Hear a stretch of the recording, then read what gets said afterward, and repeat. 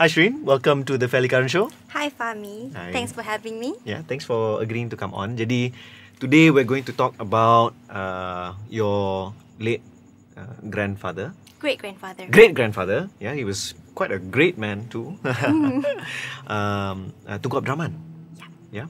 So, now that you are, a lot of people kind of, now suddenly you are a bit more known for being the great-granddaughter of Tunku.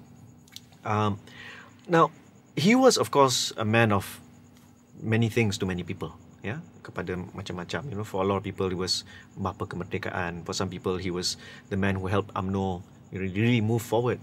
And he was the prime minister for quite a while, about 14 years. Kan Mak? Kan? About 14 years. 69, yeah. Yeah, till 69. So, how is it that you kind of how do you feel growing up having a memory of your late great-grandfather and matching it with what people say about him? I only had 5 years with him, and at that time we didn't know who he was. He was just as we call him, Tok Tam. He was just like any old man, and I was very shy with him. Like I was always with my mom, always with my grandmother. He only when we're kind of like kena suruh pergi pun cium tangan baru we would go. And yeah, so we'd rather, as kids, we'd rather go out and play rather than being with him, near him. But he liked that that ambiance. He liked having kids around. Whenever he came, because he lived in Penang in these later years. So when he used to come down to KL for a visit. So when he's in KL, he would get a lot of guests. So he would call my brother and I, and he would like introduce us lah, ni cicit, and then so he would give like 10 ringgit, pergi main, like 10 ringgit in 19... It would be about 1988, 89. Yeah. Oh, itu tu kalau translate ke duit sekarang ni. Banyak juga tu. Yeah. For a 4-year-old kid kan. Yeah. So yeah, it was very fun. But how do you feel like, for example, in 2007 we celebrated 50 years of Malaya's independence kan, and then there was all this like, oh, Tunku was this, Tunku was that. How did that match with your own memories, but also growing up, family members talking about him? You know what? I wasn't even in the country. I was in New Zealand studying. So that particular year, my family, there were a lot of coverage on my family as well. I think my mom wrote an article, very, very personal anecdotes. So, but the sad thing is, it's only during those times that people remember him. It's only during Hari Merdeka that he's remembered. People don't even know like when he was born. I mean, February 8th, like they don't even know. And when he died in December 6th, I think, December 6th. So they only he's immortalized as father of independence, and that's it. But he's so much more than that, because in his time there were more diversity. Like my mom was saying, in the earlier years, the police force, the police officers were Punjabis, and then even in my great grandfather's office there were Chinese, Indian, Malays. Everyone was working together. Everyone was just freely mingling. There's no sense of this fear of others. There's no sense of like separation. You said at the launch of this think tank, Ideas, or Institute for Democracy and Economic Affairs, you said that if he were alive, he would be a blogger.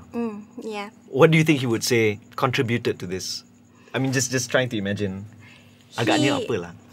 I'm sure he wouldn't like things like ISA. He strongly believed in democracy, and I think he's very and and oppression and discrimination, he, you know, that there would be no such thing as like no freedom of speech, because he's a strong supporter of open dialogues. Yeah. And he was, of course, himself a very strong, you know, he was writing. Yeah, and he criticizes openly. Yeah. He writes, you know, like, so he would encourage people to write. And if he were to know how the blogging sphere or the internet is growing, he would definitely want to be a part of it. Blogspot.com or the Tunku or something. The Tunku. The Tunku, as actually, then known. The Sharyn. Who are you? Who am I? actually, what do you do? What do you do? I mean, a lot of people say, oh, okay, you know, wow, the great granddaughter of. Surely you must have, you know, some kind of share somewhere doing something. What do you do? I'm working with a conservation / environmental company. We're not quite an NGO because we earn profit from giving through advisory and training workshops. So we're social enterprise as we call ourselves. Right. But to other people it's meaningless, like, oh, okay. So what, social enterprise? But but basically we do that. So that means you work. That means you have a steady, normal day job. Yeah, my full-time job. So I'm like in the office. So you're in the office, but I just want to know, like, is anyone in your family ada tak yang masuk politik? Tak ada. Kenapa? Some aren't interested. We basically, after what happened to Tok Tam, after how he was ousted, you know, like what happened and things like that, we have this negative image of politics. Basically, for us, politics, it's a dirty industry. People are out there for themselves. It's very self-centered. It's all tender here, tender there. I think there was once he advised my granduncle, his son, that you have to choose between business or politics. You can never mix both, because once you mix business and politics, you get corruption. Well, sometimes you can get your brother to join business and you can join politics. Anyway. Sorry. Yeah, but then he would, you know, my contacts, I would give it to him and things like that. Like, what's that? Nepotism. Yeah. You know, it's not how it should be. Right, so. Right. But do you foresee this, you know, obviously then dynastic politics is not something your family subscribes to lah. No. We and he was disappointed that none of us went into politics, but he never forced us to. So like my mom and my aunts and everyone else, he let them be, you know, like whatever, decide for themselves what you want to do, what your interests are, and Okay. So. Well, thank you so much for coming on the show. Thank you. Terima kasih lah. Terima